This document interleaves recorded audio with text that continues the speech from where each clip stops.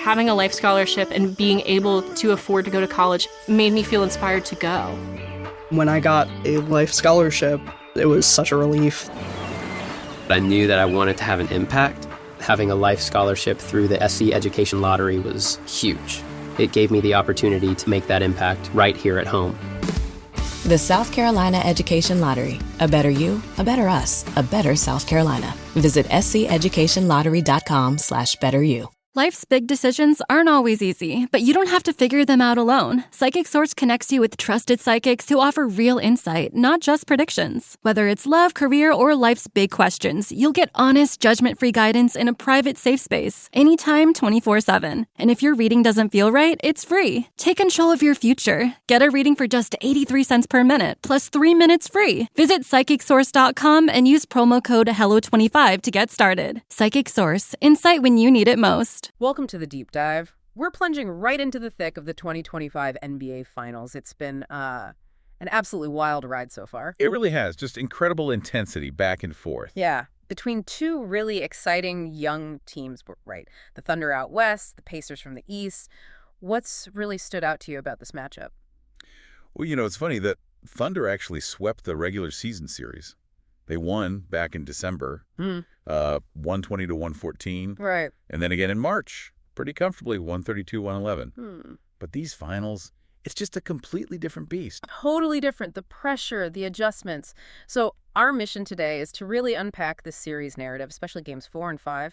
Those were pivotal. And then look ahead, see what it all means for game 6, maybe even game 7. Sounds good. It's been, like you said, a real roller coaster of momentum. Okay, so let's quickly recap how we got here. Game 1, June 5th in OKC. That was a shocker, wasn't it? Oh, yeah. A stunner. Pacers pull off that late comeback, 116-115. Stealing home court right off the bat. That must have sent a message. Definitely. It showed they weren't intimidated. But OKC answered right back in Game 2, didn't they? They did, June 8th. A much more convincing win, 108-92. SGA, the MVP, he really led the charge there. Looked like they settled things down. Yeah, they needed that response. It showed their resilience. Yeah. But then the series shifts to Indy for Game 3. June 11th. And the Pacers held serve, 114-106. Halliburton almost got that triple-double. Right, 18 points, 7 boards, 11 assists. Close. But the big story was maybe Benedict Mathurin off the bench. Absolutely. Playoff high, 27 points for him. And he was super efficient, 9 for 12 shooting. That gave Indiana the 2-1 lead. Huge lift. So that brings us to Game 4. June 13th, back in Indy. This felt absolutely crucial. Pacers could go up 3-1. Thunder trying desperately to tie it. Yeah, arguably the most evenly matched game of the whole series. It swung back and forth. How did that one unfold? Because OKC got the win, but it wasn't easy. Not at all. Thunder actually started pretty well, built in an early lead. Jalen Williams, he was big in that first quarter. But the Pacers, they just kept calm, chipped away, chipped away. By the end of the third, Indiana was actually up by 7. It really felt like they might grab that 3-1 lead. But the fourth quarter, that was all OKC, wasn't it? Specifically, Shai Gilgeous-Alexander. Completely. SGA just took over. I mean, he scored 15 of his 35 points in just the last 5 minutes. It was just a masterclass in clutch play, scoring, making the right reads.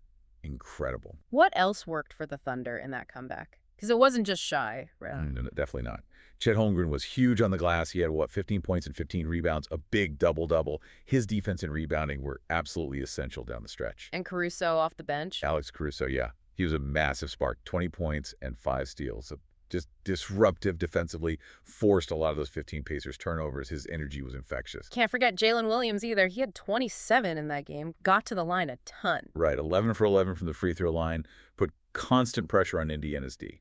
And on the Pacers side, Siakam played well. 20 points, 8 rebounds, 5 assists, 5 steals even. Halliburton had 18 and 7 assists.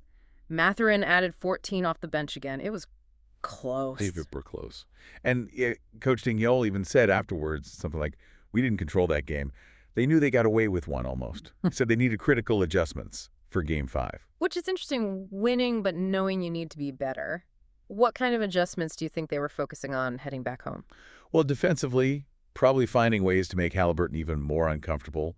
And offensively, maybe generating easier looks, taking some pressure off SGA, needing those late-game heroics every single time. Makes sense. Which leads us to Game 5. Sunday, June 16th, back in Oklahoma City. Series tied 2-2. You could feel the tension. This was probably the biggest game yet. Absolutely. Winner takes that crucial 3-2 lead, and it definitely lived up to the hype. How did it start? OKC came out strong again, right? Yeah, they jumped out early, built up an 18-point lead, actually. Looked like they might run away with it. But these Pacers, they just don't quit. Never. They're so resilient. You know, they led the league in the playoffs with 5 comeback wins when down 15 or more points. It's kind of their thing. So, yeah, they started chipping away again. And this comeback attempt was happening even with Tyrese Halliburton really struggling. Yeah, that was a major storyline. Just 4 points for Halliburton. He went 0 for 6 from the field, 0 for 4 from 3. Looked hampered. There were reports he aggravated a leg issue early on. That's right, first quarter. And Coach Carlisle basically confirmed it after the game, said he's not 100%. It's pretty clear. So how much was the injury versus OKC's defense really locking in on him? It's always tough to say. Probably a bit of both, you know. The injury definitely limited his burst, but guys like Caruso, Wallace, they were hounding him too. Made life really difficult for him. But even with Halliburton struggling, the Pacers hung around. They did. That depth is real. TJ McConnell came off the bench and was fantastic. 18 points, 4 rebounds, 4 assists in just 22 minutes. A huge spark plug. And Siakam kept them in it too. Yeah, Siakam was solid. He actually hit some big shots to cut the lead down to just 2 points, 95-93, late in the game. Felt like maybe they could steal another one. Mathurin, though, he had foul trouble, only 5 points. Obi Toppin chipped in 10. But OKC had an answer this time. Unlike Game 1, they didn't let it slip away. Nope. They slammed the door shut, went on a decisive 18-4 run in that fourth quarter, just took control and finished strong for a 120-109 win. SGA was great again, 31 points, 10 assists. But Game 5, that belonged to Jalen Williams. Absolutely. He didn't just contribute. He, stole the show. It was a sensational performance, maybe the performance that decided the game, honestly. Tell us about it. The numbers are staggering. They really are. Playoff career high, 40 points for J-Dub. And he was so efficient doing it. 14 of 25 from the field, that's 56%. Hit 3 of 5 threes, 60% there. Got to the line 9 of 12, plus 6 rebounds, 4 assists, and only 1 turnover. Just incredible stuff. Especially with the defense probably shading towards SGA, right? For Williams to step up like that. Exactly. It shows his growth, his confidence. And you have to think OKC made adjustments to get him those looks. Maybe running more actions for him, letting him attack mismatches when the Pacers overloaded on Shai. The historical context here is pretty wild, too. It really is. He's only 24, became the 5th youngest player ever to score 40 in a finals game. Think about that list. Magic Johnson, Russell Westbrook, Devin Booker, Kyrie Irving. Wow. Yeah. And get this. He scored 40 in a finals game. Something legends like Larry Bird, Hakeem Olajuwon, Karl Malone, Kawhi, Dirk, they never did that. That's unbelievable context. Right. And he's only the 9th guy ever with 40-plus points and less than 2 turnovers in the finals. People were calling it the Jalen Williams game online. Justifiably so. What did Coach Daigneault say about him after that performance? He praised his force, called it an unbelievable performance, but he also mentioned Jalen's growth as someone who can run the offense, be a primary initiator. Yeah. He said something like, as much as Shai closed the game, I thought Jalen kept us afloat in a lot of different periods. That ability takes huge pressure off SGA. Absolutely. It makes them so much harder to guard. But let's not completely overshadow Shai's game either. His line was historic in its own right. Definitely not. SGA had 31 points, 10 assists, but also 4 blocks and 2 steals. Apparently, he's the first player ever to put up that specific stat line in an NBA Finals game. Ever. Wow. Yeah. And that was his 15th 30-point game this postseason. Puts him in company with Kobe, Hakeem, Michael Jordan. Just consistently brilliant. He gives them such a high floor. So much as this comes back to coaching, too. Mark Daigneault, he's getting a lot of credit, and rightfully so. Developing this young core, making smart adjustments mid-series. He's been phenomenal. His whole approach emphasizes versatility, development, defense. He talked about how even though the finals experience is new for them, their sort of foundational principles have kept them grounded. They trust the process. And he's not afraid to tinker, right? Like giving Caruso those extended minutes. Exactly. He pushes the right buttons. Seems like the players really buy in. Let's just quickly run through these rosters, remind everyone who we're talking about. For OKC, the starters. SGA. Jalen Williams, Lou Dort, Jalen Williams, and Chet Holmgren. A really talented young starting 5. And key guys off the bench, Caruso, Isaiah Joe, Cason Wallace, Kenrich Williams, Isaiah Hartenstein, Aaron Wiggins, Tony Bradley. Just impressive depth they've built. Yeah, great drafting and development. Then for the Pacers, coached by Rick Carlisle, known for that high-octane offense, starters, Halliburton, Andrew Nembhard, Aaron Nesmith, Pascal Siakam, and Miles Turner. Another strong starting group. For sure. And their bench is key, too. Mathurin, Obi Toppin, T.J. McConnell, Isaiah Jackson, Thomas Bryant, Ben Shepherd. That depth is why they've been able to withstand injuries and keep games close. Okay, so here we are. Thunder lead 3-2. Game 6 is coming up in Indianapolis. What does history tell us about this situation? Well, history definitely favors the Thunder now. When a final series is tied 2-2, the team that wins Game 5. They've gone on to win the whole thing 23 out of 31 times.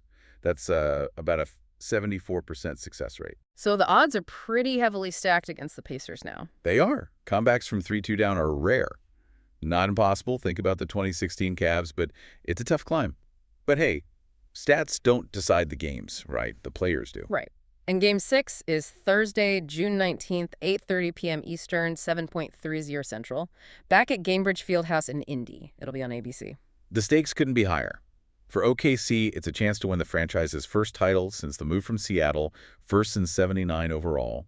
They'll want to bring that same defensive intensity, rely on SGA and Jalen Williams, and close it out on the road. And for the Pacers. It's literally do or die, backs against the wall. They have to protect their home court. They need to figure out the Halliburton situation, his health, how to get him going, and find answers for OKC stars. If they can win Game 6, they force a Game 7 back in OKC on Sunday, June 22nd. Everything is on the line for them. The pressure in that building is going to be immense. What a setup. This whole deep dive, it just highlights everything, doesn't it? Individual brilliance like SGA and Jalen Williams, the coaching chess match, team resilience. And just how fast momentum can swing in a series like this. One game, one quarter, one player getting hot can change everything. It leads to a fascinating question heading into Game 6, maybe Game 7. Yeah? Well, history favors OKC, but the Pacers are fighting for survival at home. So what really makes a champion? Is it that consistent star power? Or is it maybe that ability for someone unexpected, like Jalen Williams in Game 5, to rise up when the pressure is absolutely maxed out? That's a great question. Is it the steady hand or the explosive moment? Championship DNA. It's probably some mix of both, right? But seeing which one defines the end of this series, that's the fascinating part. Definitely something to keep in mind as you watch what's shaping up to be, hopefully, a thrilling finish to these NBA Finals. Having a life scholarship and being able to afford to go to college made me feel inspired to go. When I got a life scholarship, it was such a relief. I knew that I wanted to have an impact. Having a life scholarship through the SC Education Lottery was huge. It gave me the opportunity to make that impact right here at home. The South Carolina Education Lottery. A better you, a better us, a better South Carolina. Visit sceducationlottery.com/betteryou.